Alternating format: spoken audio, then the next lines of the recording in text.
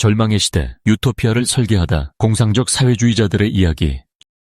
18세기 산업혁명은 화려한 기술 발전을 가져왔지만 그 이면은 참혹했습니다. 멜서스와 리카도는 세계를 우울하게 인식했고 노동자들은 하루 16시간 노동에 시달렸습니다. 아동 노동은 일상적이었으며 아이들이 돼지 염을 통해서 음식을 먹거나 기계에 매달려 고문을 당하는 등 비인간적인 행태가 자연스러운 질서로 받아들여지던 시대였습니다. 절망한 노동자들은 자신들의 일자리를 앗아가는 기계를 파괴하며 분노를 표출했습니다. 이때 등장한 인물들이 바로 공상적 사회주의자들입니다. 그들은 이 비참한 현실을 바꾸기 위해 각기 다른 유토피아를 설계하기 시작했습니다. 산업자본주의라는 정말 어둡고 혹독한 시대가 막 열리고 있었을 때 더 나은 세상을 감히 상상했던 4명의 사상가가 있었습니다. 사람들은 그들을 몽상가, 때로는 좀 괴짜라고 불렀죠. 하지만 잔인함이 너무나 당연하게 여겨지던 세상에 맞서서 희망을 이야기했던 사람들이에요. 오늘 이들의 정말 놀라운 이야기 속으로 한번 들어가 보겠습니다. 자, 이 충격적인 문장으로 시작해 볼까요? 이게 무슨 소설의 한 구절이 아니고요. 19세기 초 산업혁명 시대의 참혹한 현실을 담은 실제 기록의 일부입니다. 네, 우리는 바로 이 문장이 묘사하는 절망의 한가운데서 이야기를 시작해야만 합니다. 그 당시 세상은요, 정말 극단적인 잔인함으로 가득 차 있었습니다. 근데 더 무서운 게 뭔지 아세요? 많은 사람들이 이걸 바꿀 수 없는 어떤 자연의 질서, 그러니까 경제 법칙의 결과라고 정당화했다는 점입니다. 한번 상상해 보세요. 당시 노동자들의 삶은 시간을 그냥 통째로 빼앗긴 삶이었어요. 하루 16시간 노동은 예사였고요. 시간을 확인할 유일한 수단인 공장 시계마저 주인의 편이었습니다. 짧은 식사 시간이 되면 시계 바늘은 꼭 마법처럼 빨리 돌았다고 해요. 새로운 기계가 나타나서 일자리를 빼앗으니까 러다이트라고 불린 노동자들이 기계를 부수면서 저항하기도 했죠. 하지만 지배계급은 이 모든 비극을 그냥 경제법칙이라는 아주 차가운 말로 정당화했습니다. 말 그대로 희망이 사라진 시대였죠. 하지만요, 이 어둠 속에서도 한 줄기 빛이 있었습니다. 바로 로버트 오원이라는 인물이에요. 그는 공장주였지만 인간적인 작업 환경이 이윤과 충분히 함께 갈 수 있다는 걸 스스로 증명해 보였습니다. 자, 오원의 위대한 실험, 뉴레너크로 한번 가보시죠. 와, 뉴레너크는 당시 다른 공장들과는 모든 면에서 달랐습니다. 5살짜리 아이들이 일하던 시대에 10살 미만 아동노동을 금지했고요. 16시간이 넘는 노동을 11시간 아래로 줄였어요.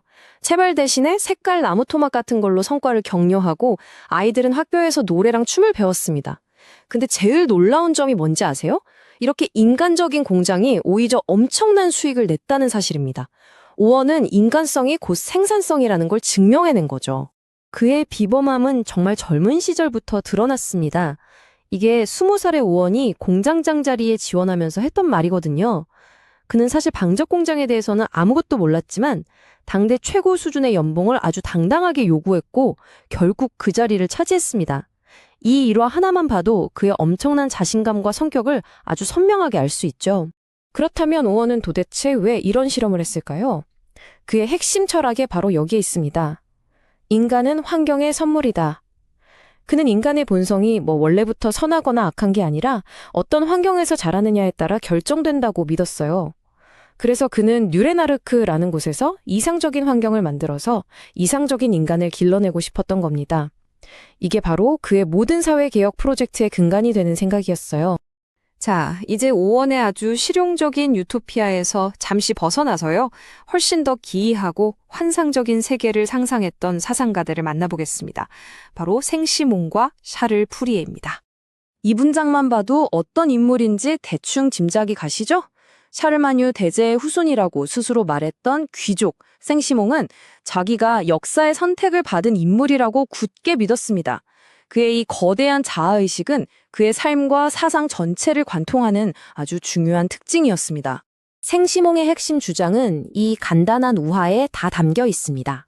만약 프랑스 최고의 생산적인 인재들이 싹 사라진다면 국가는 그냥 파멸하지만 왕족이나 고위 관료 같은 그가 보기에 기생적인 계층이 사라져도 국가는 아무런 타격을 입지 않는다는 거죠. 따라서 사회의 보상은 실제 가치를 창출하는 노동자, 즉 산업가들에게 돌아가야 한다고 주장했습니다. 사회는 거대한 공장이고 일하는 사람이 주인이 되어야 한다는 겁니다.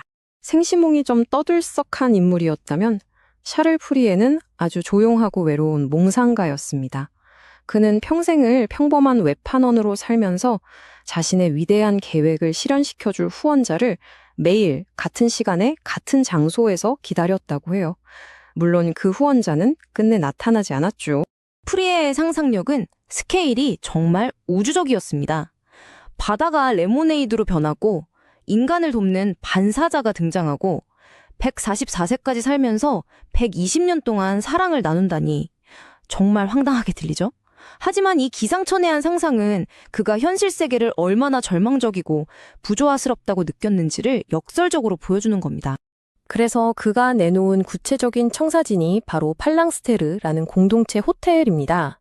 여기서는 모두가 자기 열정에 따라 일하니까 노동이 곧 놀이가 되는 거죠.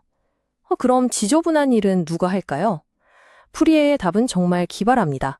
바로 흙장난을 좋아하는 아이들이 즐겁게 만든다는 것이었죠. 이처럼 그의 상상력은 모든 디테일에서 아주 빛을 발했습니다. 지금까지 살펴본 몽상가들의 주장이 뭐랄까 좀 비현실적으로 들렸을 수도 있습니다.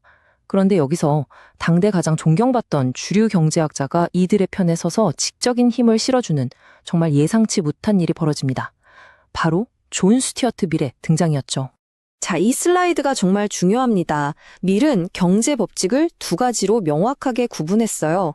생산의 법칙은 예를 들면 중력처럼 우리가 바꿀 수 없는 자연 법칙과 같다는 거예요. 하지만 일단 생산된 부를 어떻게 나눌 것인가 하는 분배의 법칙은 전혀 다르다는 겁니다.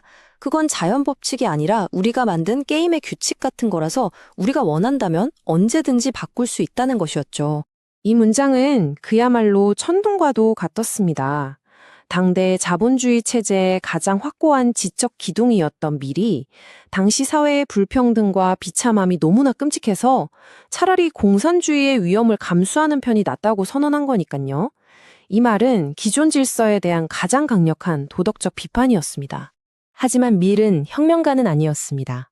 그는 폭력적인 전복이 아니라 점진적이고 윤리적인 개혁을 통해 사회가 발전해야 한다고 믿었어요. 세금이나 상속제도를 개혁하고 노동자들이 스스로 기업의 주인이 되는 노동자 협동조합이 점차 확산되면서 자본주의가 더 나은 사회로 평화롭게 진화할 것이라고 생각했습니다. 그렇다면 오늘 우리가 살펴본 이 4명의 사상가들, 이 몽상가들이 남긴 진정한 유산은 과연 무엇일까요? 그들의 계획은 대부분 실현되지 못했지만 그들의 생각은 세상을 바꾸는 아주 중요한 씨앗이 되었습니다. 그들의 가장 위대한 유산은 바로 희망의 철학입니다. 그들은 가난과 비참함이 어쩔 수 없는 자연법칙이라는 그 시대의 주장에 정면으로 맞섰습니다. 사회는 얼마든지 더 나은 방향으로 의식적으로 설계될 수 있으며 인간적인 세상을 만드는 것이 가능하다고 외쳤죠. 바로 그들의 용기 있는 외침 덕분에 오늘날 우리가 경제적 불의를 당연하게 여기지 않고 더 나은 세상을 요구할 수 있게 된 것입니다.